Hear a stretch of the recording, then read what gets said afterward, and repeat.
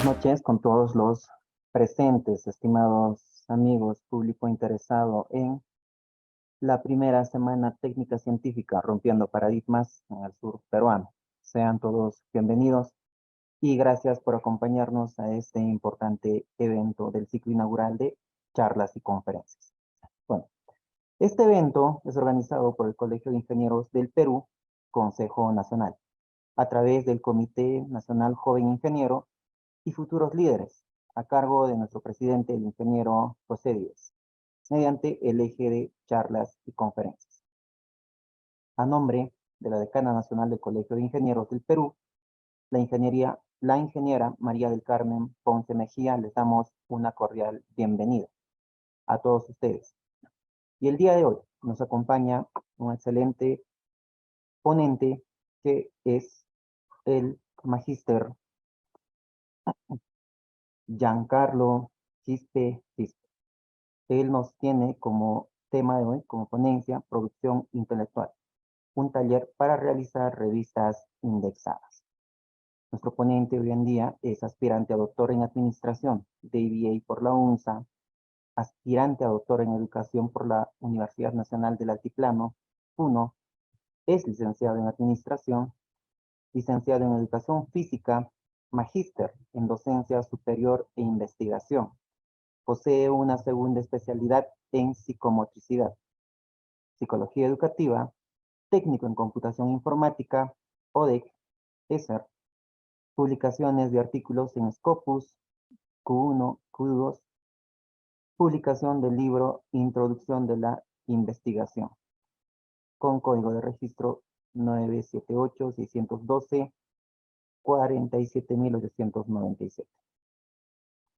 Ponente del Simposio Internacional de Investigación Interdisciplinario y Modelos Educativos, organizado por la revista multidisciplinar Ciencia y Latín.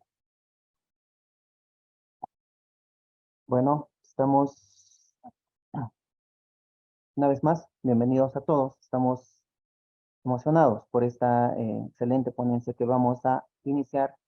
Y bueno, adelante, estimado magíster Giancarlo. Tengan ustedes muy buenas noches con todos. Primeramente quisiera agradecer, ¿no?, al Colegio de Ingenieros del Perú. De igual manera, pues a todos los participantes y a los organizadores que están presentes en esta oportunidad.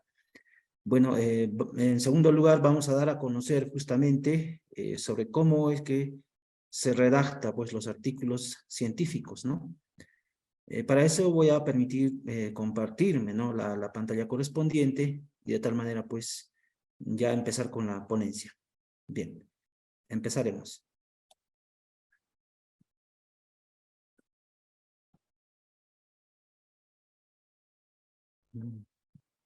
Bien, en este caso, como ustedes pueden apreciar la pantalla correspondiente, se logra ver, ¿cierto? ¿Sí?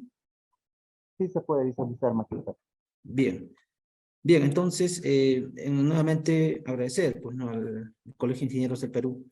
En esta oportunidad vamos a dar a conocer sobre lo que se llama la publicación, ¿no?, en lo que es en revistas indexadas. En sí, lo que nosotros, muchos de nosotros, por ejemplo, hemos tenido la oportunidad de poder sustentar para nuestro grado de titulación o posiblemente para nuestros grados de magíster o tal vez para un doctorado. Justamente, pues, lo que no hacemos es divulgar en esta parte, y en esta oportunidad, pues, nosotros vamos a dar a conocer justamente esos aspectos, ¿no?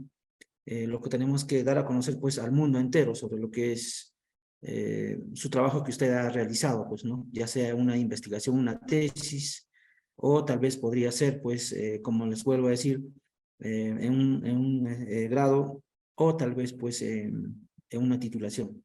Bien, entonces vamos a ver el tema del IMRD, que significa justamente lo que significa el IMRD es el artículo original, un formato que se da a conocer para publicar un artículo científico, ¿no? Estos artículos científicos justamente nosotros podemos darlos a conocer en diferentes revistas, ya sea empezando, ¿no? Podría ser por ejemplo, por Dialnet, o tal vez podríamos dar a conocer por Redalyc, que también son una de las revistas que tienen también, o Latin Index, o Scopus, o GOS, que tenemos justamente ahí, para poder dar a conocer, ¿no? Dentro de esos artículos originales, lo que generalmente nos van a dar es un formato, ¿no? Y en ese formato tenemos pues el cuerpo correspondiente de lo que es un artículo, ¿ya? Ahora vamos a dar justamente una pequeña introducción para luego darles a conocer, pues, ¿no? Cómo es en sí en la práctica, ¿sí? En esta oportunidad tenemos artículo de revisión sistemática, que también es otro tipo que se puede presentarse. Pero sin embargo, ahora, cuando uno, por ejemplo, presenta, vamos a decir así, una investigación, ¿no? Esa investigación podría ser de tipo cuantitativo, cualitativo, ya sea para subtitulación o grado, se puede convertir en un artículo original, ¿ya? Que al final, pues, tiene justamente estas partes que estamos pudiendo ver ahí: el título, autores, filiación, el resumen, cuerpo. El cuerpo pues estaría conformado por introducción, método, resultado, discusión, bibliografía. En este caso tenemos el artículo original. Ahora ustedes se preguntarán, por ejemplo, hay por ejemplo otros artículos que también son artículos de revisión sistemática, ¿no? Que también sí se puede darse esos artículos de revisión sistemática. Y esos artículos de revisión sistemática justamente están enmarcados para poder comparar, o para poder pues ver justamente diferentes artículos, ¿no? Que es otro tipo, pero que eso ya no es un artículo original netamente de una investigación propia, sino ya es agarrar, en este caso, diferentes artículos de diferentes revistas, ya sea Cielo, Scopus, GOS o Latin Index podría ser. Entonces ahí, por ejemplo, vemos, pero que sea relacionado a mi tema, ¿no? Y eso también es una posibilidad de también poder publicar, ¿no? En este caso, ustedes se preguntarán si tiene la misma característica, el mismo formato. Sí, sí tiene la misma característica, el mismo formato que tenemos justamente aquí, ¿no? Entonces vamos a ir avanzando. Aquí, por ejemplo, tenemos un artículo a la mano izquierda, como ustedes pueden apreciar. Es un modelo que se tiene. Y bueno, vemos aquí, por ejemplo, el título correspondiente, ¿no? El artículo lleva justamente un título correspondiente en diferentes temas. En este caso hay un tema que se llama Asociación entre tuberculosis infantil grave e inmunización previa, ¿no? Entonces, ese es un título justamente de un artículo, el cual habíamos dicho que tiene sus partes correspondientes, ¿no? Y luego también vamos a ver los autores, ¿ya? Que generalmente, pues, los autores se consideran, ¿no? Luego después del título, o también podría ser también en la parte inferior, ¿no? Pero sin embargo, generalmente vamos a ver en la parte superior donde se dice autores. Ustedes se preguntarán, ¿cuántos autores podríamos considerar? Y va a depender mucho justamente de las directrices que tengan, pues, cada revista, ¿no? Las directrices generalmente, comúnmente lo llamamos como algunos requisitos, ¿no? Que se tienen para poder publicar. Entonces, en las directrices les dice si se tienen que considerarse en la parte inferior o superior, y a la vez también pues se considera lo que es la afiliación, ¿no? Y la afiliación lo que generalmente se considera es la institución donde ustedes pertenecen, ¿no? Y muchos se preguntarán de repente y dirán, ¿y qué pasa si de repente no pongo afiliación? No pasa nada, ¿no? Lo que más bien sí, lo que sí pide es el autor necesariamente, ¿no? La afiliación podría ser opcional. A lo mejor de repente usted no representa tal vez a ninguna institución, no considera la afiliación, ¿no? Pero si, sin embargo, quiere publicar a nombre de una institución, una universidad, instituto, o tal vez un colegio profesional, en este caso el Colegio de Ingenieros, lo puede realizar y poner pues ahí, considerar pues no la afiliación correspondiente. Luego también tenemos la otra parte que es el resumen, ¿no? Y la palabra clave, ¿no? Dentro justamente del esquema del artículo original vamos a encontrar ahí el resumen correspondiente. Y generalmente pues en esta parte del resumen muchos de las revistas les van a poner algunos parámetros o directrices o algunos requisitos. Uno de los requisitos, por ejemplo, es la mayor cantidad de palabras o la menor cantidad de palabras, posiblemente que se pueda incluir en un resumen, ¿no? Algunos, por ejemplo, generalmente van a poner 250 palabras, o tal vez otros 200 palabras, o 500 palabras, dependiendo justamente de las directrices que se pueda considerar dentro de una revista, ¿no? Que es muy indispensable, como se dice. Y como también tenemos, pues, dentro del resumen, también tenemos, pues, el abstract, ¿no? Que generalmente es, el abstract es traducido, en este caso, del español al inglés, ¿no? El traductor correspondiente y su palabra clave, ¿no? También vamos a consignar lo que es la parte de la introducción. A partir de aquí, justamente, es donde, pues, se va a considerar el cuerpo, como hemos dicho en un artículo original, ¿no? El cuerpo. El cuerpo, habíamos dicho, de que está consignado de la parte de la introducción, metodología, ¿no? Y resultados y discusión, el IMRD, lo que generalmente se considera en un artículo. Y en este caso, la introducción también es una de las partes del cuerpo que contiene un artículo original. Y en este artículo original, generalmente, en la parte de la introducción, tenemos que utilizar diferentes estrategias.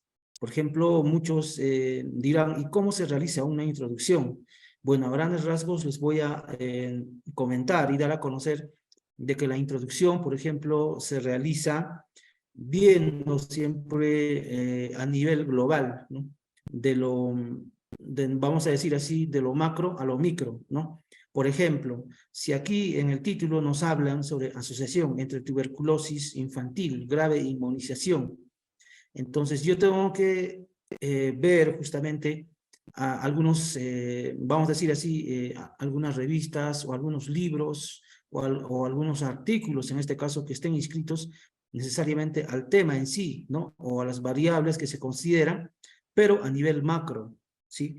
A nivel macro, lo que generalmente revisan es eso, pues, ¿no? Algunas revistas como Scopus, por ejemplo, ¿no? O Voz o Cielo, a nivel macro, ¿no? Dicen, ¿qué hablan, por ejemplo, qué se dice de la asociación entre tuberculosis infantil grave e inmunización previa? Dice, ¿qué se dice, no? Es la pregunta que nos tenemos que nosotros realizar cuando vamos a realizar una introducción, generalmente, ¿no? En un artículo. A nivel internacional, ¿qué se dice, no? A nivel nacional, ¿qué se dice? Y a nivel regional, ¿qué se dice? Y a nivel local, ¿qué se dice? ¿No? Entonces tenemos que ir avanzando y viendo ahí qué es lo que hablan, pues justamente sobre mi tema, ¿no? Muchos autores, ¿ya? Y también hay que consignar también en la parte de la introducción qué es lo que no se dice también, ¿sí? Que también es una parte de la introducción. O sea, qué es lo que no se dice, ¿no? ¿Qué es lo que no han mencionado, por ejemplo, sobre la asociación entre tuberculosis? Entonces, esa parte también es muy importante poder saber, ¿no? Al momento de poder redactar un artículo en este caso, ¿no? Pero siempre considerando, en este caso, de lo macro a lo micro, ¿no? Ya sea a nivel internacional, a nivel nacional, a nivel regional y a nivel local. Si es que hubiera algunas investigaciones, se tienen que considerar. Entonces, en la parte de la introducción, vamos a ver también de que se considera, vamos a decir así, los autores correspondientes, que eso lo vamos a dar a conocer más adelante, en lo que se refiere en la parte práctica, ¿sí? Bien, entonces, esa es la introducción en sí. Ahora vemos, por ejemplo, la otra parte que sería los métodos, ¿ya? Los métodos de estudio, justamente tenemos ahí donde se considera la parte metodológica que nosotros debemos de considerar en un artículo. Y siempre, ojo, hacerle recordar de que en los métodos tenemos que consignar el procedimiento correspondiente que yo voy a utilizar. Y en todo el artículo se tiene que citar al autor. Por ejemplo, si yo, por ejemplo, en el método de estudio voy a considerar el enfoque. Puede ser un enfoque cualitativo, un enfoque cuantitativo, o podría ser, por ejemplo, el tipo, aplicada o básica, o nivel de investigación podría ser descriptivo o explicativo, ¿no? O tal vez podría ser el diseño no experimental o diseño experimental, dependiendo y tengo que citar justamente a los autores, ¿no? Si yo, por ejemplo, voy a poner el enfoque cuantitativo, ¿no?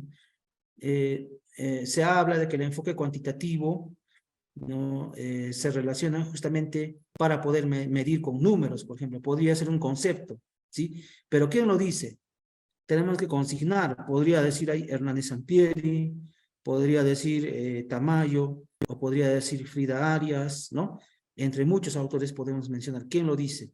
Entonces, es muy importante justamente mencionar ahí el autor.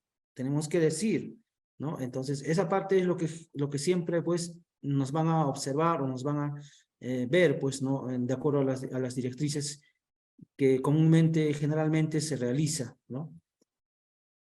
Bueno, también dentro de los métodos, aparte del tipo, nivel o diseño que se aplique, también vamos a ver también ahí la parte de la técnica, ¿sí? De la técnica que se va a utilizar y también del instrumento que también se ha utilizado, perdón, disculpen. Tiene que estar redactado en tiempo pasado, todo el artículo, se supone que usted lo ha realizado y tiene que redactar en tiempo pasado. Entonces ahí tiene que consignar usted cuál es la técnica que usted ha utilizado, ¿no? Dependiendo al tipo, nivel y diseño de investigación que ha realizado. Y de igual manera también tiene que consignar el instrumento.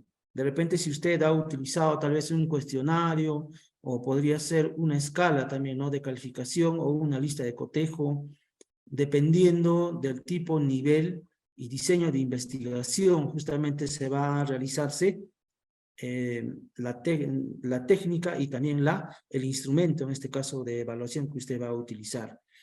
Y dentro de los métodos de investigación también vamos a consignar también lo que se trata, en este caso, el plan de análisis de datos.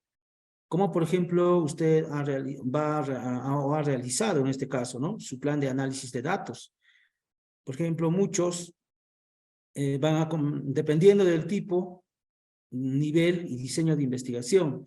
Si usted va a aplicar, por ejemplo, de nivel descriptivo, diseño no experimental y de tipo básica, entonces ahí tiene que consignar justamente el plan de análisis de los datos.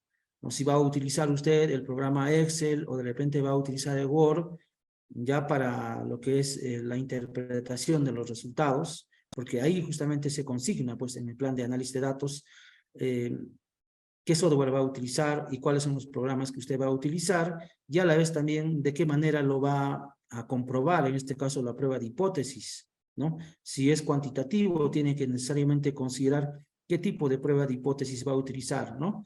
Para qué tipo de investigación, nivel o diseño de investigación. Es muy importante por eso consignar en el método de investigación según, en este caso, el plan de análisis, según el tipo, nivel y diseño de investigación que usted va a utilizar. Dentro de lo que es los resultados, perdón, me estaba viendo también aquí un tema, un punto importante que es la población correspondiente, ¿no? Dentro de los métodos de investigación, la población de estudio que yo voy a realizar. Por ejemplo, la población, cuánto ha sido, y la muestra también cuánto ha sido lo que usted ha utilizado. Entonces, ahí, por ejemplo, tenemos que consignar también necesariamente el autor. Si yo voy a poner, por ejemplo, población, ¿no? La población podría ser un conjunto, ¿no? De personas, ¿no? Podría ser un concepto. ¿Y quién lo dice? También tenemos que mencionar ahí quién lo dice. Hay que citar al autor. Y en la parte de la muestra también tenemos que consignar también justamente con qué cantidad de muestra voy a trabajar o con qué cantidad de muestra he trabajado. Y a la vez también tengo que consignar en la muestra qué tipo de muestreo he considerado, ¿no es cierto? Si ha sido un muestreo probabilístico o un muestreo no probabilístico, ¿no? Tengo que consignar ahí. Y en algunos casos, por ejemplo, muchos lo que es en la muestra, consignan, por ejemplo, lo que son, pues, los criterios de inclusión y también los criterios de exclusión, que generalmente, pues, lo realizan, ¿no? De acuerdo si ha tenido criterios de inclusión o inclusión, pero no es un requisito indispensable, ¿no? Considerar. Entonces, lo que más nos va a pedir justamente en términos generales es la muestra de estudio o qué cantidad de población usted ha utilizado y el tipo de muestreo que usted ha utilizado en este caso, ¿no? Bien, esos son, digamos, algunos aspectos generales que se tienen en los métodos de estudio que se consigna, dependiendo siempre de la revista, de las directrices que tiene cada revista, ¿no? A dónde voy a enviar un artículo original. También va a depender mucho, como dijimos, el método del enfoque, tipo, nivel y diseño de investigación. Todo va a girar en base a eso, ya sea la muestra, de igual manera también el plan de análisis de datos, la técnica y el instrumento que también voy a utilizar, ¿sí? Bien, vemos aquí, por ejemplo, la otra parte que es de resultados. Resultados, por ejemplo, tenemos cuáles han sido los hallazgos, el cual yo he encontrado, ¿no? Dependiendo al nivel, tipo y diseño de investigación que yo he utilizado.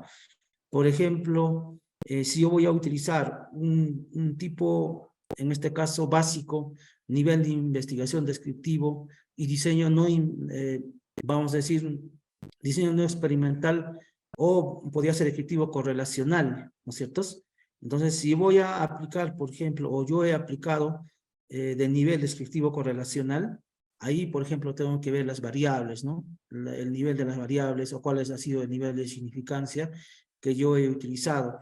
Entonces, los resultados siempre van a depender mucho del tipo, nivel y diseño de investigación. También nuevamente vuelvo a recalcar. Y de igual manera, si yo voy a utilizar, por ejemplo, un nivel de investigación, en este caso explicativo, de tipo aplicada, enfoque cuantitativo, diseño preexperimental, obviamente que ahí va a variar, por ejemplo, los resultados, ¿no es cierto?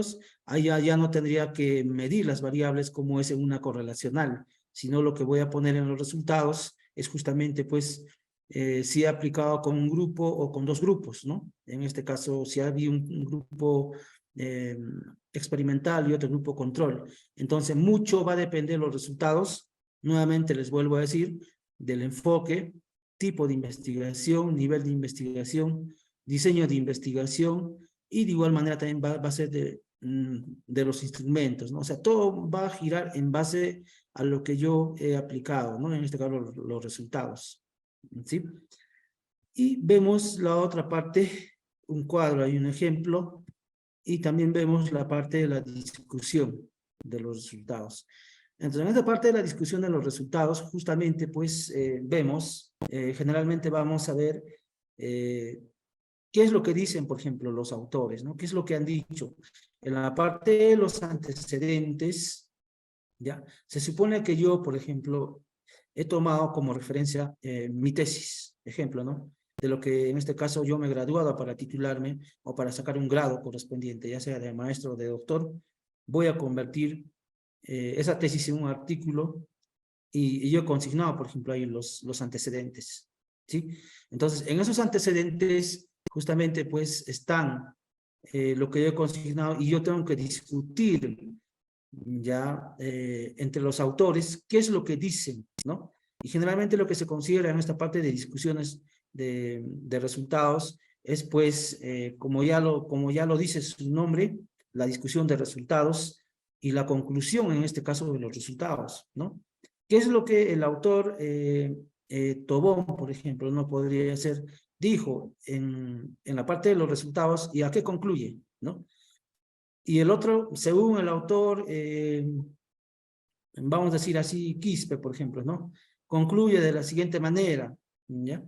Y de igual manera también se encontró otros hallazgos, por ejemplo, ¿no? Podría decir, así como también Mamani, ¿no? Dice o encontró en los resultados, ¿no? Y concluye de esta manera. Entonces, generalmente, pues, la discusión se va a ver en el tema de los antecedentes correspondientes de una investigación, ¿no? El cual yo voy a, por eso es que se consigna en cada tesis que yo realizo o en cada investigación, ¿no? Un proyecto de investigación se consignan los antecedentes.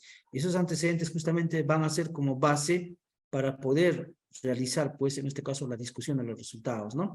Y al final, pues, yo tengo que ver también, ¿no? Yo a qué estoy concluyendo y y qué es lo que yo concluyo y que en sí, pues, yo estoy aportando también ahí, pues, ¿no? Tengo que discutir también al final con ellos y decir, yo concluyo de la siguiente manera, ¿no? Como he encontrado en los hallazgos, según los resultados, yo concluyo en mi investigación de la siguiente manera. Entonces también yo pongo también al último ahí de lo que yo estoy concluyendo y discuto, pues, ¿no? Ahí. Bueno, la otra parte justamente, generalmente les van a pedirles conclusiones, ¿no? O tal vez les van a pedirles también sugerencias, ¿sí? En alguno de los casos.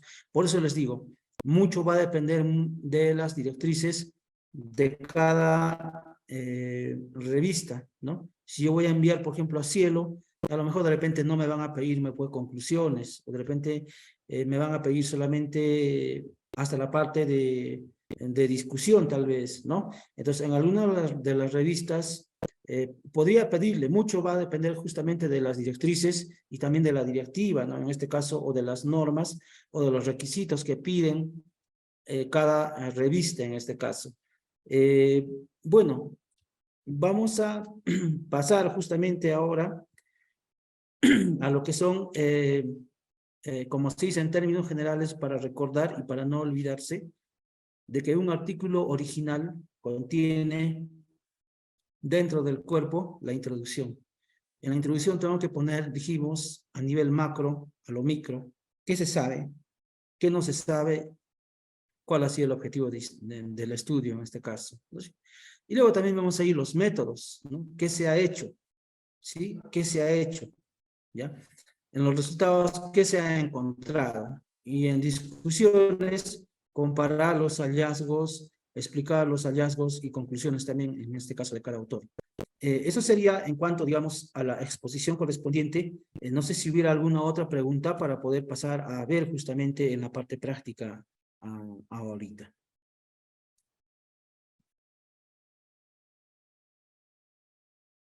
A ver, no tenemos preguntas por el momento, Magíster. Continúe usted. Bien, ya, muy bien, gracias.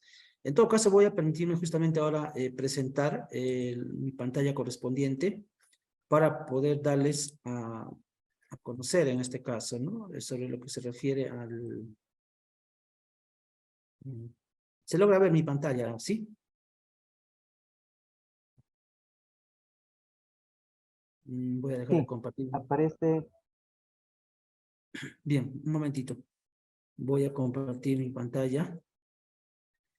Bien, se logra ver aquí el Google Académico. sí, sí, Magíster. Ya está. Muy bien, en este caso justamente voy a poner, por ejemplo, como todos ingresamos, pues no al Google, como dice, googleamos todos. Entonces lo que tengo que hacer justamente es aquí, un momentito, ingresar justamente a Google y voy a poner Google Scholar o Google Académico, ¿no? Que está traducido pues al inglés. Entonces vemos aquí, por ejemplo, en Google Académico, voy a poner acá, permítanme poner mi nombre correspondiente, Giancarlo Quispe. Y acá, por ejemplo, tenemos Giancarlo Quispe, donde yo tengo, por ejemplo, algunas citas correspondientes. Como yo les había dicho, tenemos aquí un artículo que se ha publicado en Scopus 2, y aquí tenemos otro artículo que se ha publicado en Scopus 1, en Q1. Y los demás artículos que también son otros, ¿no? Que se ha publicado y algunas tesis que hemos asesorado por ahí, ¿no? Son algunos y que pues tenemos aquí, por ejemplo. Vamos a ver este artículo que hemos hecho sobre el análisis de la percepción. Y el otro que también vamos a verlo también, ¿no? Este es uno de los artículos que se ha publicado en Scopus, en la revista de Geta. Y vamos a ver aquí un artículo que está en cuartil 2, que también es otro artículo que está citado por 2 personas justamente. Entonces, a lo que yo quiero llegar justamente aquí es que cómo es que de repente yo puedo ver, por ejemplo, ¿no? Las citas, digamos, que se han realizado. Entonces, aquí vemos que está en Scopus y vamos a ver a la vez este artículo, por ejemplo. Este es un ejemplo, por ejemplo, ¿no? Que vamos a ver. Como les habíamos dicho, esto es, por ejemplo, una revista, Journal, ¿ya?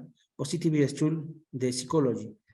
Entonces, esta es una revista que está asociada al cuartil 2 y que a la vez, pues, en Scopus nos pide, por ejemplo, aquí, el título correspondiente, ¿sí? Que está al inglés, como habíamos dicho, que eh, para redactar un artículo original tiene partes, ¿sí?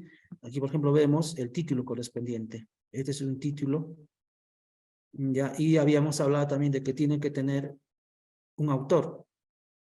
O también algunas revistas, por ejemplo, consideran que puedan tener 3, 4, 5 autores, ¿no? Hasta 8 autores he visto, por ejemplo, en algunos de los casos que se consigna para poder publicar. Entonces, mucho va a depender de las directrices que tiene una revista, ¿no? O que tiene, pues, tal vez podría ser en Cielo o Latin Index, Scopus, WOS, o dependiendo a dónde usted va a publicar.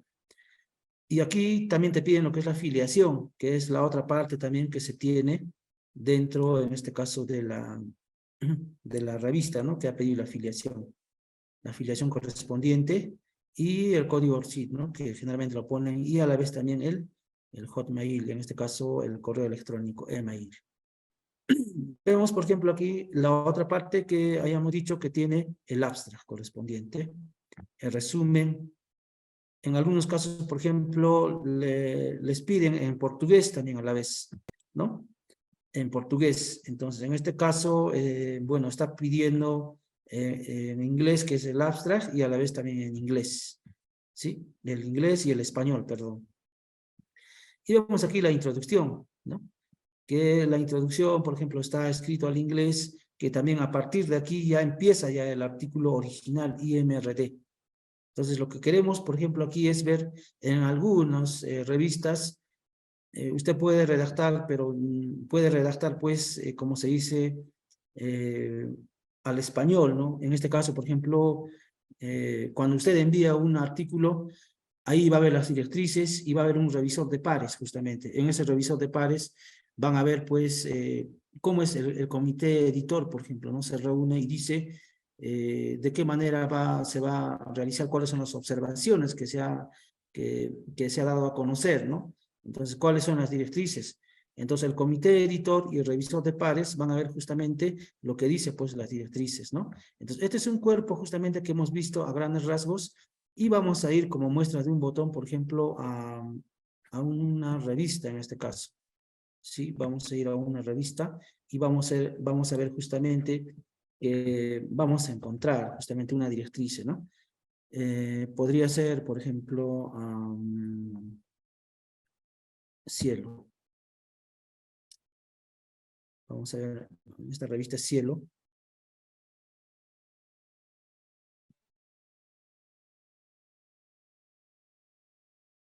Ya, por ejemplo, aquí vamos a ver, por ejemplo, de que en esta revista Cielo están afiliados varias revistas de, de esta revista, vamos a ver, ¿sí? Entonces, si yo quiero buscar, por ejemplo, algún otro tipo, digamos, de artículos, lo puedo buscar acá en búsqueda avanzada, ¿no? Pero lo cierto es que nosotros queremos ver ahorita las directrices, ¿no? Que tiene, digamos, en este caso, una institución, por ejemplo, vamos a poner revista de humanidades, por ejemplo, ¿no? O altoandinas, podría ser.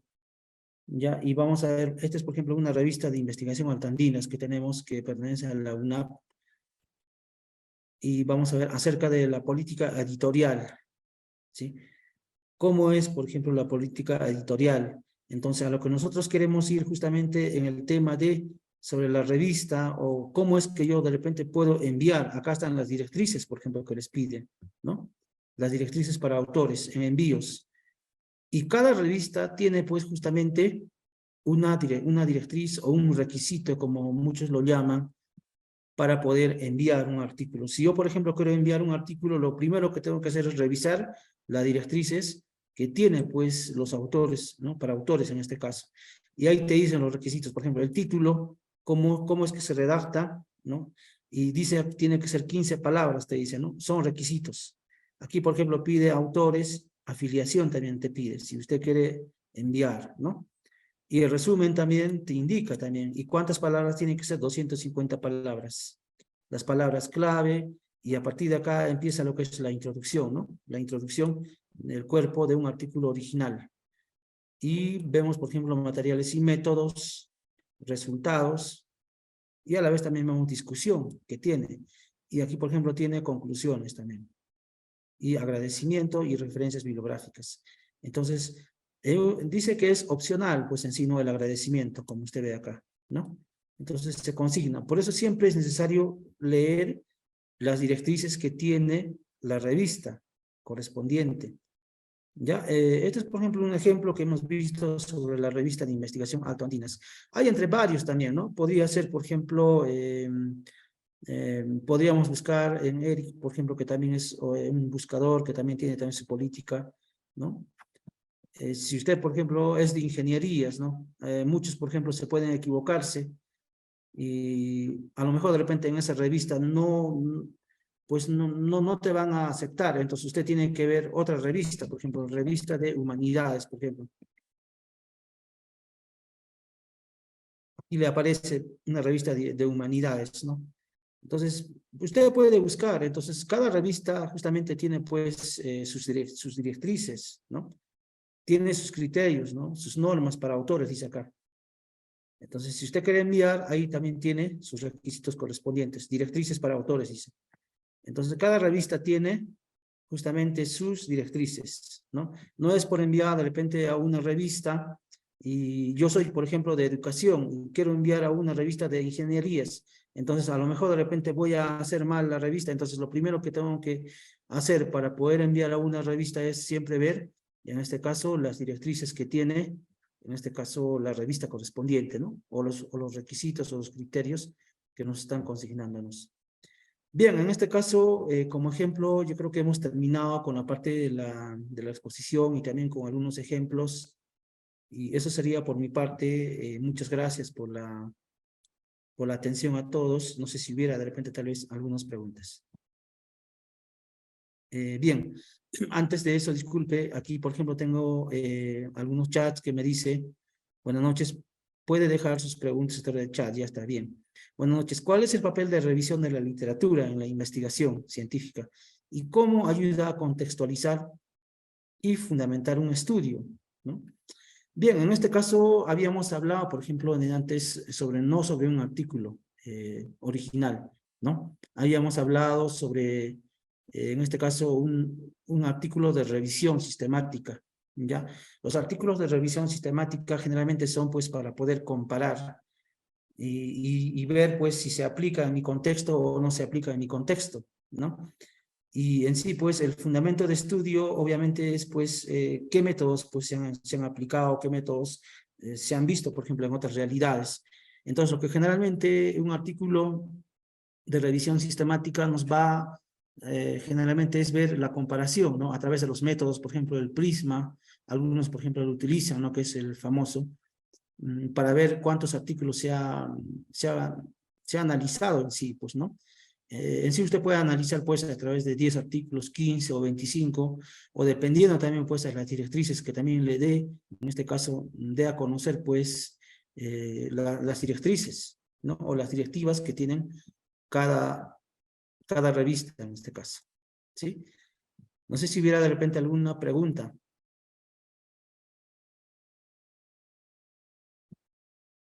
Bueno, en ese sentido dejamos aperturado la sala de mensajes para que puedan realizar todas las consultas que tengan pendiente hacerlo.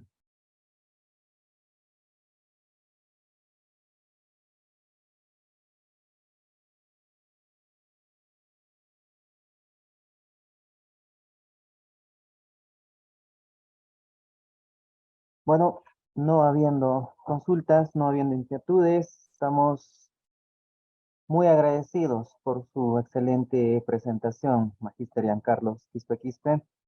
Ya habiendo realizado la pregunta y contestado la pregunta, pasamos al final de la presente conferencia.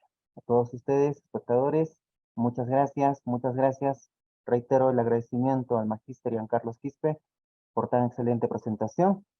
Vamos a tener un lapso de 5 minutos para la siguiente conferencia por nuestra ingeniera Maribel Gamero, quien nos trae el tema de la importancia de la pesquería en el Perú. Pasamos a un Muchas descanso gracias. de 5 minutos. Muchas gracias, magíster Giancarlos. Si tiene algunas palabras para ya finalizar.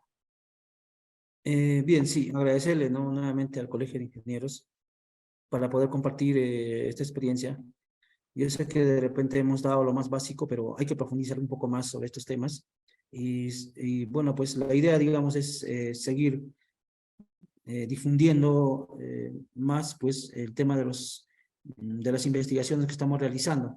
En otros países, por ejemplo, lo que generalmente hacen es dar a conocer, divulgar, no es la palabra divulgar, dar a conocer las investigaciones que se han realizado y cuáles han sido los resultados que han tenido y a qué concluyen, por ejemplo. Entonces, aquí en el Perú, por ejemplo, estamos empezando a través de Conciteg, ¿no? Que es también, pues, una comunidad donde hay muchos investigadores y que, pues, se debe conocer, ¿no? Desde ya a través de los artículos. Y los artículos son un medio para poder divulgar y es la única manera, pues, de poder ver, pues, algunos aspectos, ¿no? O conclusiones que yo he tenido referente a mi investigación. Eso sería por mi parte. Muchas gracias. Nuevamente agradecerle por la oportunidad y estamos en otras oportunidades. Muchas gracias. Muy agradecido por la excelente ponencia. Reitero el agradecimiento, magíster Giancarlos. Y bueno, pasamos ahora a la presentación de nuestra siguiente conferencista, la magíster Maribel Gamero Bellido. Ella es aspirante a doctor en Administración de MBA por la UNSA, Universidad Nacional San Agustín de Arequipa. Es maestro en docencia universitaria y gestión educativa. Asimismo es ingeniero pesquero en la Universidad Nacional de San Agustín de Arequipa. Posee un diplomado en didáctica de la educación superior. También tiene un diplomado de investigación científica del problema a la publicación. Diplomado de estadística aplicada a la investigación. Diplomado en formulación y gestión de proyectos de innovación y desarrollo tecnológico en pesca y acuicultura, PIA. Asimismo, tiene una segunda especialidad en ingeniería de proyectos e ingeniero pesquero. Ostenta con liderazgo, trabajo en equipo, posee coordinación, capaz de afrontar y asumir nuevos retos profesionales, perseverancia, superación, seguridad, capaz de entablar relación en todo nivel y trabajar bajo resultados, manejo de conflictos y desarrollo de la empatía. Posee competencias de gestión interpersonal, emprendedora e innovadora. Y el día de hoy, la magíster nos va a hablar sobre el tema de la importancia de la pesquería en el Perú. Adelante, magíster Maribel. Buenas noches, muchas gracias. Ante todo quiero agradecer al Colegio de Ingenieros del Perú, al Comité Nacional de Jóvenes Ingenieros y Futuros Líderes, a la coordinación del evento y sobre todo al moderador, el ingeniero Manuel Neri. Efectivamente, yo voy a tratar el tema de la pesquería, la importancia de la pesquería en nuestro país. Si me ¿podrían confirmar si se visualizan mis diapositivas?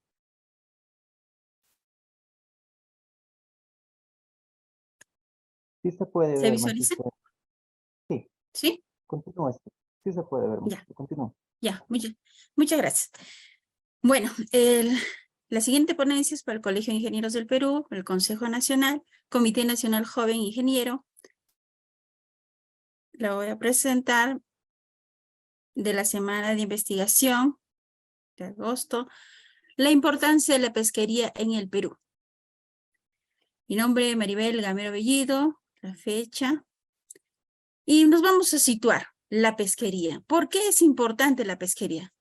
Por 3 motivos principalmente. La alimentación, según la FAO. Fuente de trabajo, porque mantenemos una permanencia para elevar el nivel y de la calidad de vida de las personas. Y también para generar divisas y pueda contribuir al desarrollo de nuestro país. Vamos a ver una remembranza acerca de toda la historia en nuestro Perú. Vamos a ver acerca de los pobladores de los Andes. Hace aproximadamente 10.000 años antes de Cristo, vinieron las épocas preincas, la época preinca. Pero vamos a mencionar algo importante.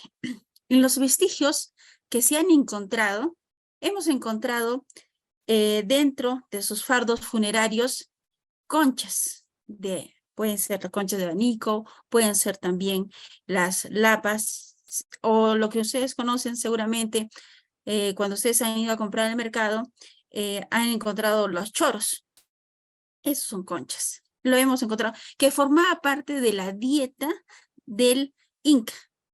Sabíamos que quienes llevaban estos recursos eran los chasquis, a tal grado que capturaban, pescaban y tenían que hacer escalas los chasquis para que el pescado o el recurso hidrológico llegara fresco a donde estaba el Inca, que era en Cusco. Pero también vamos a ver de la época virreinal o colonial, cuando vinieron los españoles.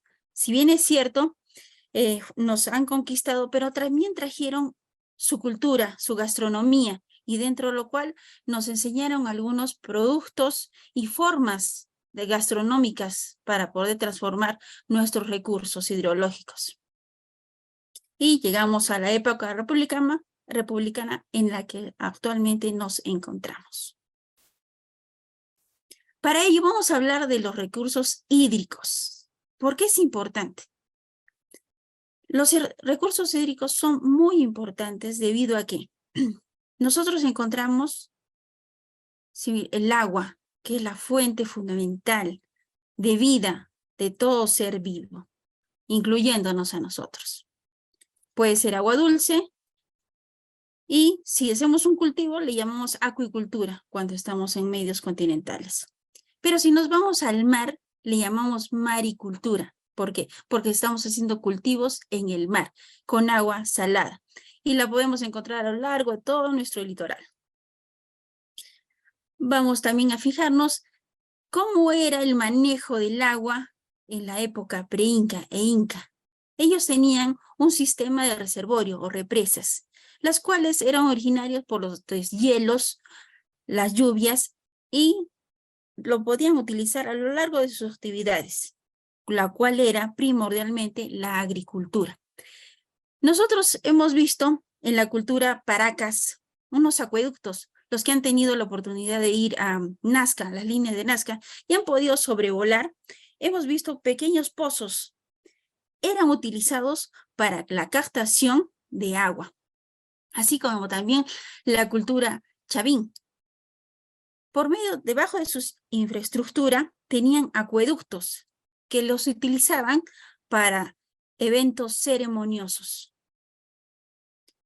Vamos a hablar de las represas, principales represas del Perú. Por ejemplo, tenemos San Lorenzo, el Mantaro, que conocemos en Junín, en Arequipa, Condoroma, Pillones, Pañe. No se olviden que las represas son infraestructuras que van a contener gran cantidad de agua, que van a servir, en el caso de nosotros, para poder abastecer a una población en épocas de sequía. Acá vemos una vista de una central hidroeléctrica, Santiago Antúnez de Mayolo, que es abastecido por el río Mantaro. También vamos a tocar qué es la hidrografías. ¿Qué son? Son áreas por donde pasan ríos que poseen diferentes desembocaduras. Al final el río siempre va a dar al mar.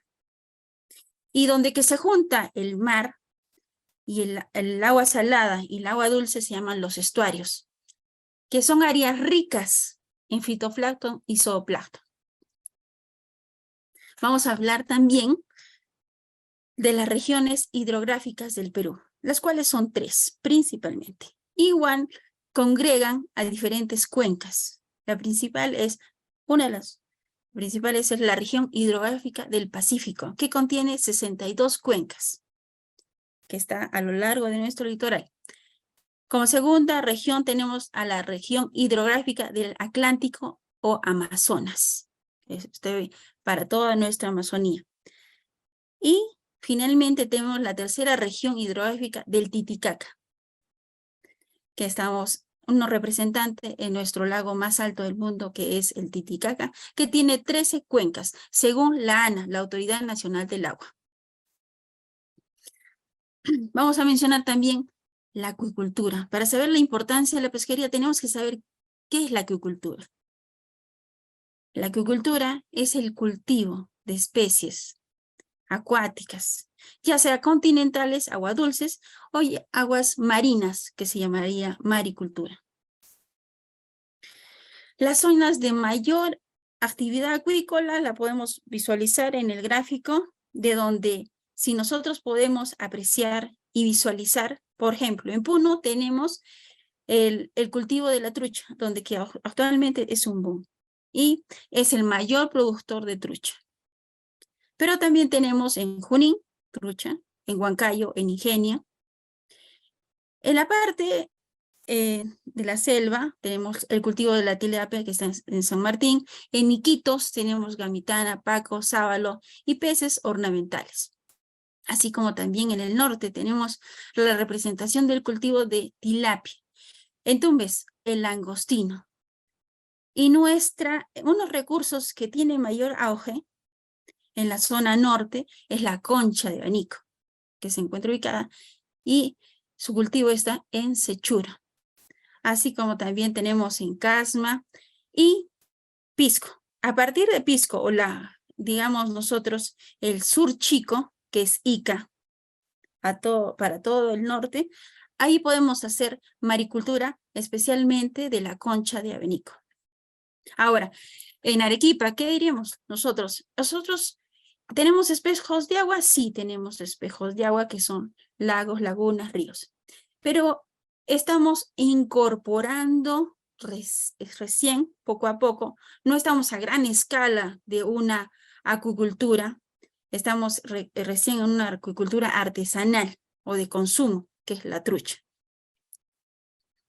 Especies que más tienden a la acuicultura.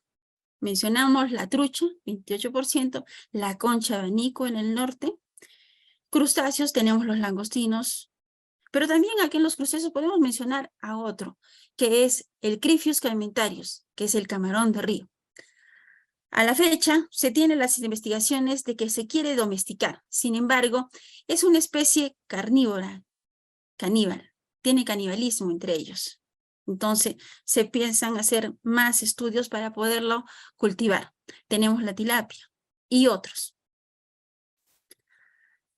Vamos a hablar acerca de la cultura continental, acuicultura. Aquí podemos apreciar lo que son jaulas flotantes en el lago Titicaca. Son circulares, podemos visualizar. Metálicas, anteriormente se utilizaban rectangulares, que eran con material de palos de eucalipto, y flotadores de cilindro. Pero como todo se va modernizando y se tiene la tendencia a hacer industrializar, entonces ya también los materiales se han modernizado. Vamos a hablar acerca de la trucha. Su temperatura va desde los 11 hasta los 16 grados centígrados, siendo un óptimo de 9 hasta 11.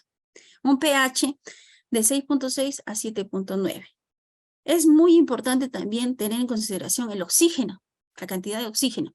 Y el tiempo de cultivo, cuando recién estaba insertándose la trucha en nuestro país, sabemos que la trucha es una especie introducida que viene de Estados Unidos. Aproximadamente en nuestro país tiene aproximadamente unos 30 años. Pero esta trucha es también carnívora. Ya ha ido desplazando a las especies nativas, como son el ispi, el mauri, y ahorita tenemos pocos representantes del carache, sobre todo el carache amarillo. El tiempo de cultivo anteriormente era de 1 año y medio, se han ido bajando manipulando, haciendo unas buenas prácticas de acuicultura y se ha logrado tener en 7 meses con las características de peso comercial. Podríamos decir 4 por 1 kilo, que son 250, o 3 por kilo, 300 gramos. Y la talla comercial va desde los 20 centímetros hasta los 30 centímetros. Cabe mencionar también que la trucha, la característica es el músculo, la carne, debe ser un color rosado anaranjado, que le da su pigmento, que es el cactoprí. Vamos a ver también el cultivo del paiche, un representante digno de nuestra selva. Las temperaturas son altas aquí. Habíamos visto de 9 hasta los 11 grados centígrados, pero en la selva estamos trabajando con unas temperaturas de 25 a 35 grados centígrados. El pH va desde 6.5 y 9. Una concentración de oxígeno de 8 y 7 miligramos. Un tiempo de cultivo de 10 meses, mayor cultivo. Un peso comercial de 10 kilos. Y los aparejos de pesca son redes arrastreras. Como pueden visualizar en la imagen, están recobrando la red, jalando para poder extraer el paiche. El paiche es muy importante porque su piel es muy gruesa. Incluso se sacan carteras, zapatos, y es una forma también de que los nativos puedan comercializar. Nos vamos al norte. Aquí vamos a hablar ya no de continental, aquí vamos a hablar de maricultura. Y la especie, estamos hablando de la concha de abanico. Esa forma que ustedes pueden visualizar en la primera imagen son tipos long line, líneas que van colgadas como linternas. Pero también pueden ser cultivadas en el fondo marino. Ya, la temperatura va desde 14 a 19 grados centígrados, un pH de 7.5 a 8.2, la concentración de oxígeno de 0.2 a 8 ppm, una profundidad que va desde los 3 metros hasta los 60 metros. Su tiempo de cultivo, de 14 a 16 meses. Peso comercial, de 80 gramos a 110 gramos. Ahora, su tamaño comercial, que lo podemos encontrar en el mercado, va desde los 75 milímetros hasta los 80 milímetros. El tipo de aparejo de cultivo es el long line. Ahora bien, hay una diferencia en la forma de consumo. Si ustedes van al norte, les van a encontrar la concha de abanico en su concha, ¿ya? Y solamente le echan limón y sal y algunas veces lo comen, lo limpian. Pero acá en el sur lo desvalvan. ¿Qué quiere decir? Lo sacan de la valva y así se comercializa. Vamos a ver las especies más cultivadas de acuerdo al Ministerio de la Producción. El sector pesquero está insertado dentro del Ministerio de la Producción del Viceministerio de Pesquería o Acuicultura. Estamos viendo los crustáceos. Dentro de los crustáceos tenemos langostinos, camarón de Malasia, el Macrobrachium rosenberry, y en el sur tenemos el camarón de río, el Criphius caimentarius. Moluscos, entre los moluscos vamos a tener la concha balón, la concha de abanico, las ostras del Pacífico, con sus respectivos nombres científicos. Entre los peces más comerciales, de acuerdo al Ministerio de la Producción, que están listos para ser cultivados, el lenguado, el pejerrey, la trucha, como habíamos mencionado, carpa, tilapia, boquichico, doncella, gamitana, paco, paiche y sábalo. Aquí tenemos una variedad, una gama de peces que van desde nuestras zonas de la sierra, costa y selva. Vamos a hablar de la extracción. Ya, es importante. Hemos cultivado, que es acuicultura, ahora vamos a ver la forma de extracción, cómo lo sacamos del mar, del río, de la laguna. Pero para ello vamos a decir que nuestro mar peruano es inmensamente rico en recursos pesqueros, como podemos apreciar, y abarca, tenemos desde Tacna hasta Tumbes. Y nos haríamos la pregunta, ¿cómo podemos apoyar la pesca sostenible en el Perú? Pero para ello tenemos que saber qué es sostenible. Y también podemos mencionar qué es rentable. Sostenible es que se permanezca en el tiempo. Y rentable es que generen divisas. Las personas que se dedican a la pesca tengan como una fuente de ingreso para poder subsistir y también progresar económicamente. Aquí vamos a ver las zonas más costeras a lo largo de todo nuestro nivel mundial. ¿Por qué es importante? Porque tenemos accesibilidad, diversidad, porque tenemos puertos. Los puertos son puntos de contacto entre los países. Se hacía una mención de que las principales ciudades deberían estar cerca a los puertos, y es fundamental. Porque si no tenemos puertos, no tenemos vías de comunicación y vías de intercambio con otros países. Vamos a hablar de la pesca en el Perú. Tipos de pesca: industrial, artesanal y pesca en el Perú. Pero, ¿cuál es la diferencia entre industrial y artesanal? La industrial son las que nosotros vemos en las, por ejemplo, habrán visto la harina de pescado, harina y aceite de pescado, ¿ya? Y el recurso es la anchoveta. Pero también hay otra diferencia, que el tipo de embarcación. Son embarcaciones industriales de mayor calado, mayor bodega, mayor a 32 metros cúbicos. Son grandes arrastreras. Y la materia prima, que es en este caso la anchoveta, se transforma en la planta de harina y aceite de pescado para que la anchoveta, que es un recurso, es un pescadito, después por todo el proceso del programa, vamos a tener harina y como subproducto el aceite, que son exportables. Si hablamos de la pesca artesanal, estamos hablando de embarcaciones de menor calado, menor capacidad de bodega, más chiquititos, menor a 32 metros cúbicos.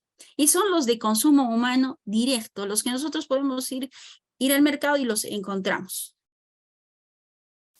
Vamos a ver los principales puertos en nuestro país. Tenemos el principal, el Callao.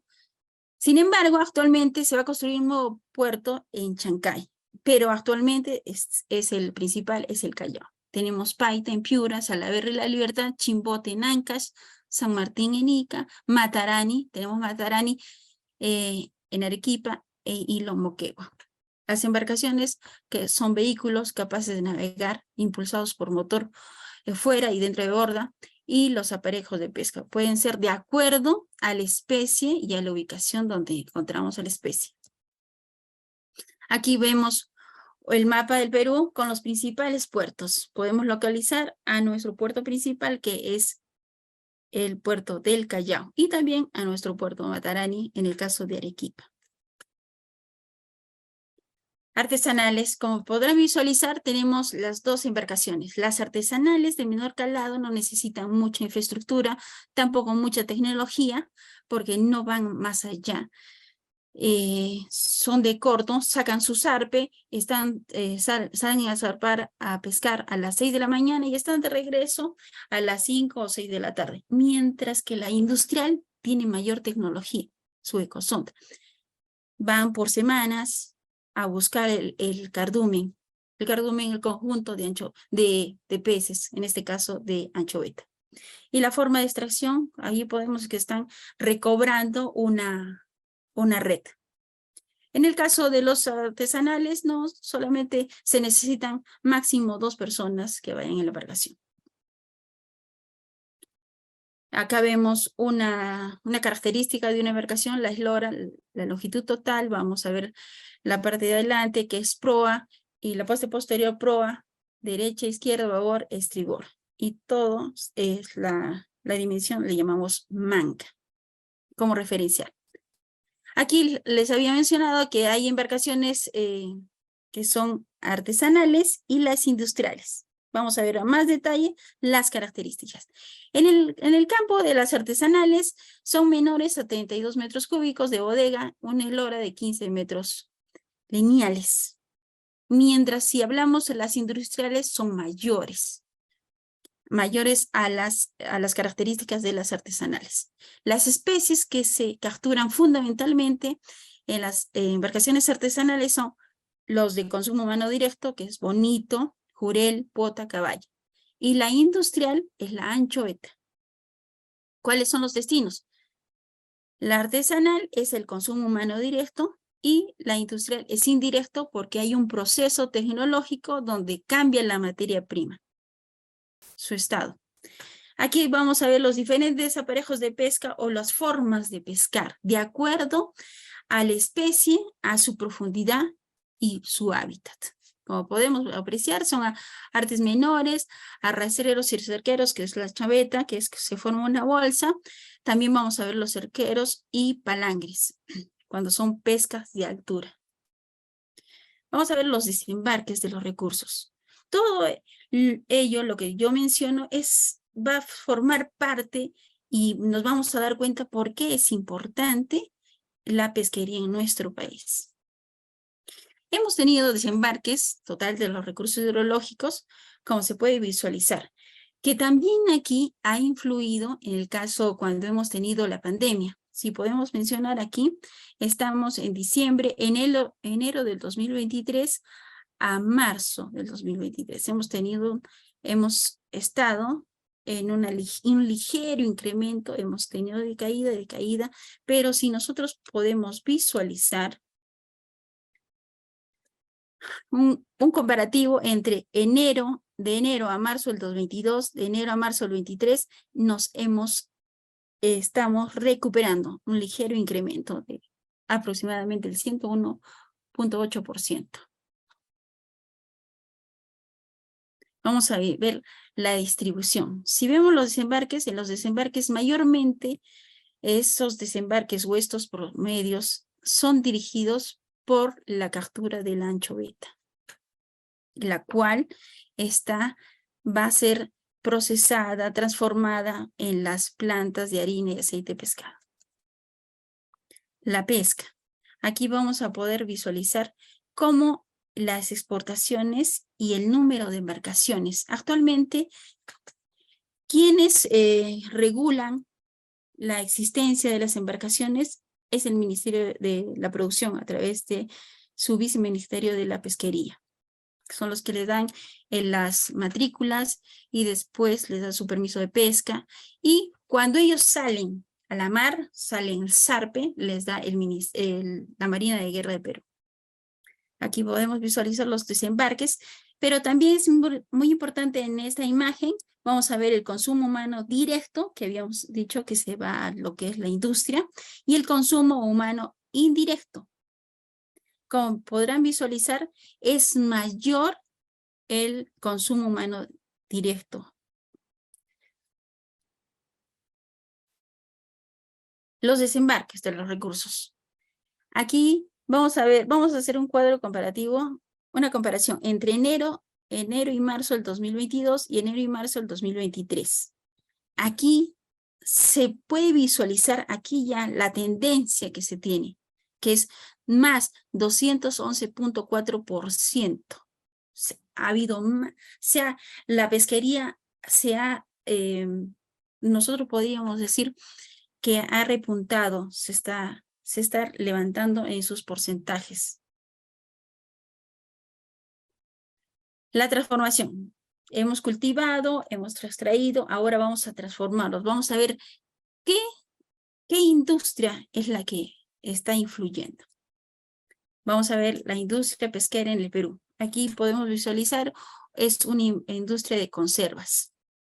Pero también tenemos que tener en cuenta que es todo lo que la industria genera tiene que ser consumido internamente o externamente. Y si es externamente, llamaríamos exportaciones.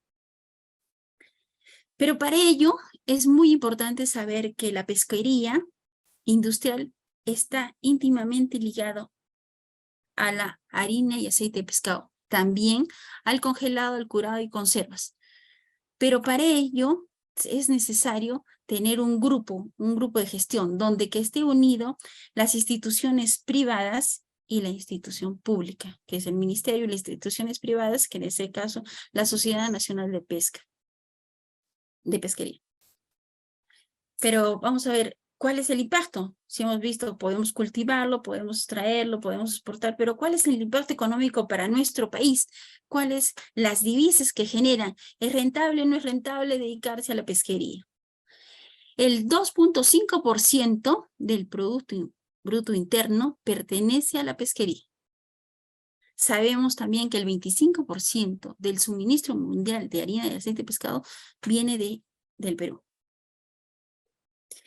En la época de los 70 hubo el boom de la harina y aceite de pescado con Banchero Rossi, que nos dio a conocer al mundo. Pero también debemos mencionar que la pesca aporta 3.200 millones a la economía peruana. Y también al menos 250.000 peruanos dependen de la pesca para vivir. Directa o indirectamente están ligados a la pesquería. La anchoveta es la especie con mayor volumen de captura, tanto nacional y a nivel mundial. Vamos a ver aquí las especies y también las formas de transformación o la tecnología. Vemos un saco que es de la harina. En la harina vamos a obtener prime y super prime. También vamos a tener las conservas, que son de diferentes formas, que pueden ser ovaladas o tipo tol, y los de abre fácil. Ahora, también ingresado la tecnología. Si se acordarán ustedes, antiguamente se tenía que tener un cuchillo o un abridor de latas. Ahora no, ya es abre fácil. Ya es la otra comodidad que se le da al cliente. Vamos a hablar de las exportaciones. El aceite de pescado en el 2000, las exportaciones al 2022 alcanzaron de 3.915 millones de dólares, lo cual hizo un volumen de 1.69 millones de toneladas métricas, los cuales aquí intervino el aceite, el congelado, conservas, curados, la harina residual y harina de poto también. Las exportaciones de harina y aceite de pescado se ingresaron por más de 2.300 millones de dólares actualmente, de acuerdo a los índices del Ministerio de la Producción. Cabe mencionar que todas las cifras que yo les estoy mencionando son extraídas de las diferentes instituciones que están ligadas al sector pesquero, entre los cuales está el Ministerio de la Producción. Vamos a ver las empresas que se dedican al congelado, conservas, curados y la aceite de pescado. Entre las más representativas, porque tenemos bastantes. Congelados, tenemos las empresas exportadoras de congelados.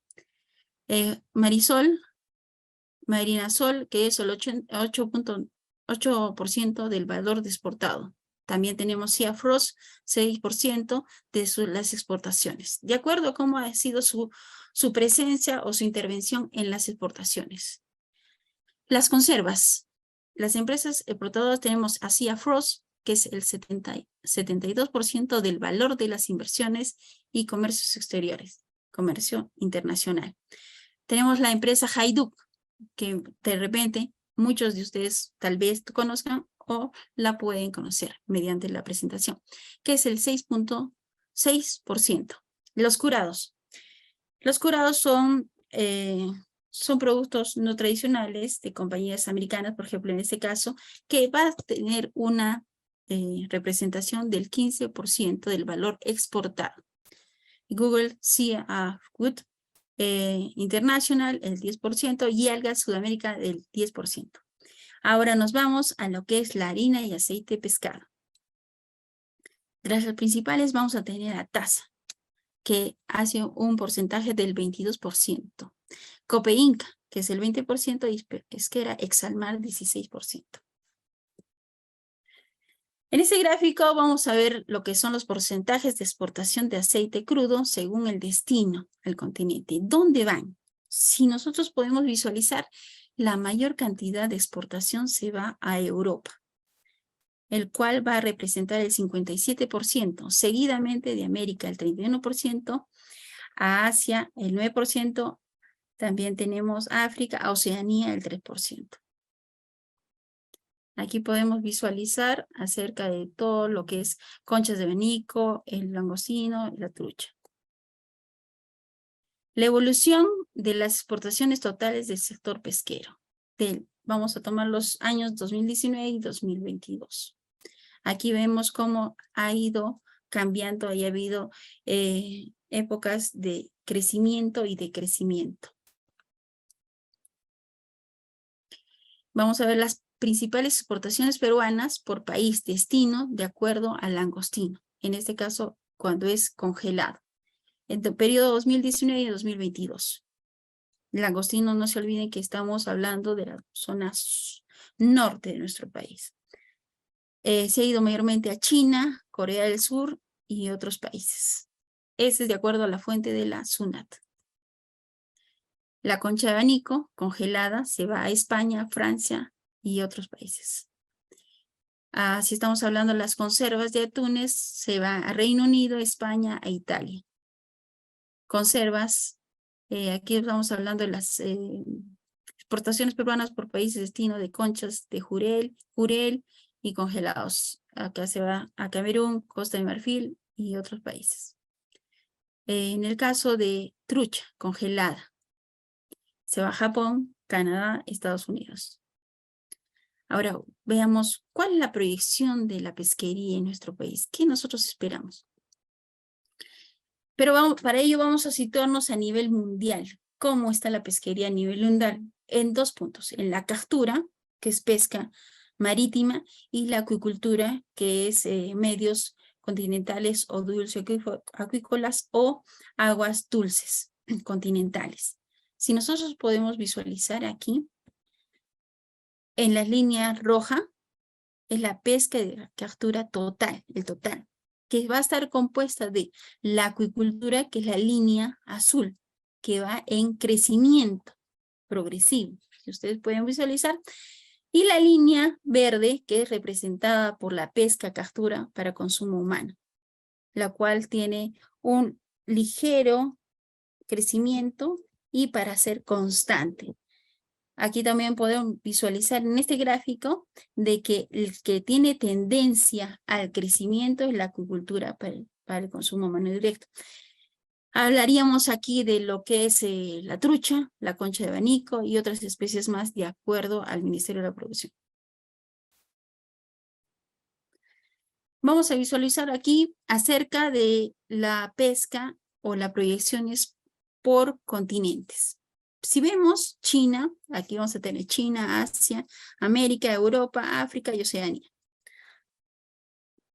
China, si vemos en los periodos del 2010 al 2018, tiene una remarcada representación, la cual es la acuicultura, que está pintada de un color azul y celeste, acuiculturas marinas, que también está ingresando. Sin embargo, también tenemos la representación de capturas de especies marinas y las capturas por continentales. También vamos a visualizar Asia.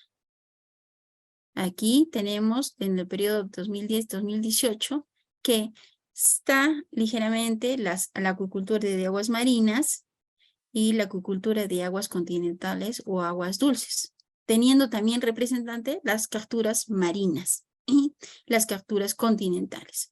Ya vemos capturas continentales con las que nosotros podríamos decir son las que son de cultivo extensivo, donde que nosotros no tenemos la intervención y ellos crecen, se reproducen de acuerdo a la naturaleza. Veamos en el Perú la situación actual de la acuicultura en nuestro país.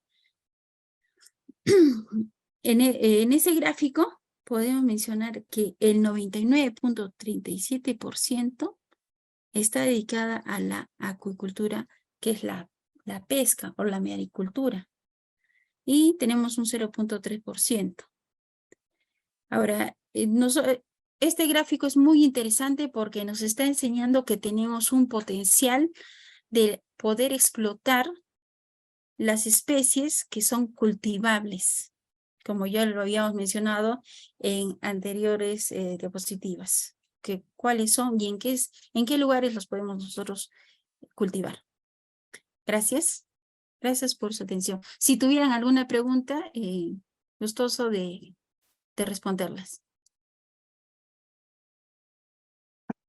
Muy agradecido por su excelente presentación, Magíster Maribel Gamero Bellido. Vamos a visualizar las preguntas y tenemos aquí una pregunta. Muy buenas noches, buenas noches. ¿Cómo afecta el fenómeno del Niño y otros cambios climáticos a la pesca y a las comunidades costeras en el Perú? El cambio del fenómeno del Niño, que es mundial, que actualmente, antes lo teníamos solamente en nuestras costas, pero ahora es a nivel mundial, está afectando en la extracción de algunas especies. Ya algunas especies se dejan de capturar. Es por ello de que al haber a poca cantidad extractiva, el incremento o el precio del producto o del recurso hidrológico, en este caso que es el pescado, se va a ir incrementando. Ya sabemos nosotros que hay una relación indirecta que es oferta y demanda. Mientras mayor sea la oferta, menor va a ser la demanda. Entonces, ahí llamamos la mano negra de la economía. Aquí hay menos oferta, pero hay bastante demandantes. ¿Qué quiere decir con ello? De que el precio del producto, del recurso, se va a elevar. Y por ende, los pescadores artesanales, los que actualmente están sufriendo más este fenómeno, los primeros estragos, porque recién estamos comenzando, van a ser los pescadores artesanales, que gran parte de su trabajo está dedicada, o su tiempo está dedicada a todas las actividades extractivas pesqueras. Entonces van a tener que migrar de la zona de pesca, van a tener que irse a otras actividades que son en tierra. Puede ser construcción civil, pueden dedicarse también al comercio, pero mayormente es lo que nosotros podemos visualizar es el incremento, los precios en los recursos hidrológicos. Pero si también podríamos hablar de temperaturas, sí, se van a elevar las temperaturas.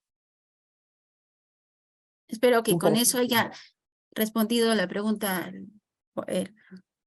Gracias, Magíster Maribel. Interesante relación de la influencia del fenómeno del Niño y la oferta y demanda.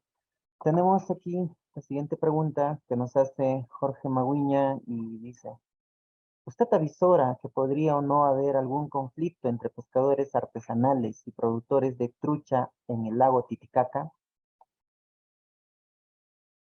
Por favor, ¿me podría usted repetir la pregunta? A ver, nos dice: ¿podría o no haber algún conflicto entre pescadores artesanales y productores de trucha en el lago Titicaca? Podría haber. Ya, a ver, vamos a separar. Los dos son, si bien es cierto, están compartiendo una misma zona de trabajo, que es el lago Titicaca. Sin embargo, ambos se dedican a dos actividades. En el caso de estaríamos hablando de los pescadores artesanales, son los que van al lago Titicaca y solamente van a extraer.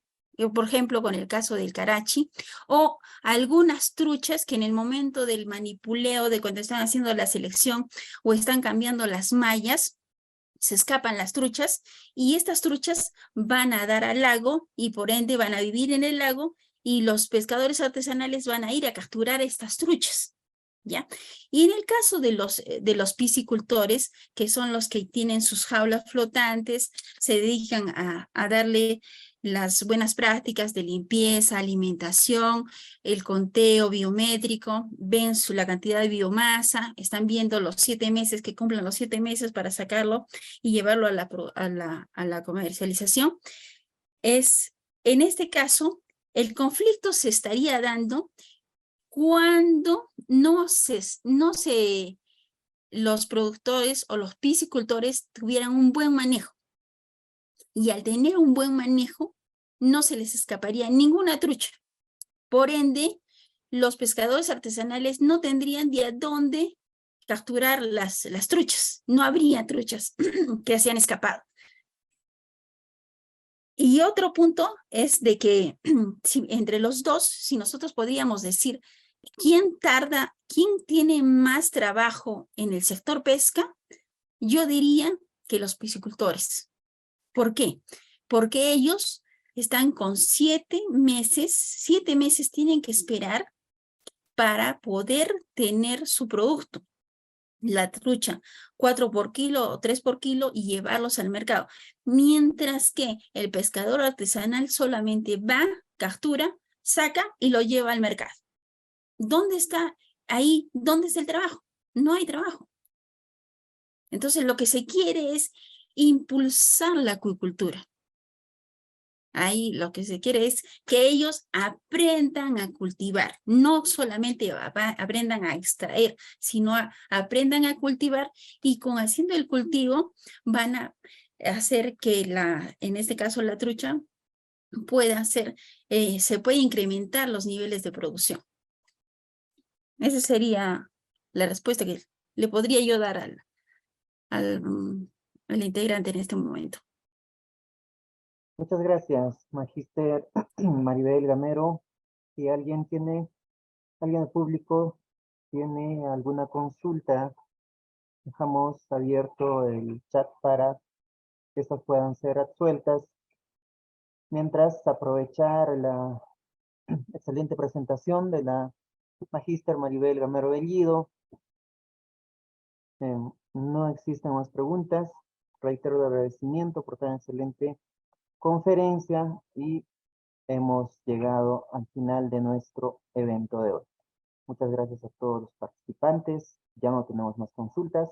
A todos ustedes, nuestros espectadores que nos siguen desde nuestras distintas regiones del Perú, gracias por acompañarnos. Si es que tiene algunas palabras finales, Magíster Maribel Gamero, tiene el espacio concedido. Muchas gracias, ingeniero. Yo quisiera, de acuerdo a la ponencia que he dado, que se ponga un poquito a pensar en el momento de cuando estamos hablando acerca de la pesquería. Si bien es cierto, nuestros antepasados han tenido la pesca y los productos pesqueros dentro de su alimentación, así también como tenemos el omega 3 que forma parte de nuestra dieta, que nosotros miremos tanto a los espejos de agua, ya podría ser marinos o continentales, como un medio de cultivo y un medio para que otras personas puedan ser su fuente de trabajo. Y cuando ellos lo lleven al mercado, entonces sepan valorar cuánto tiempo ellos se han dedicado o su tiempo han dado para poder tener esta especie y pueda llegar al mercado. Y así también podemos decir, solamente no es mirar a la harina de pescado, harina y aceite de pescado, sino podemos ver las otras gamas que podemos industrializar los otros recursos.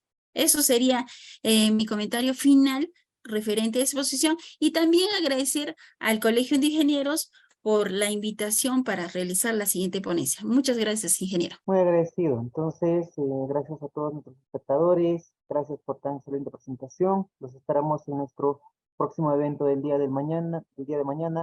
Muy buenas noches con todos. Muchas gracias.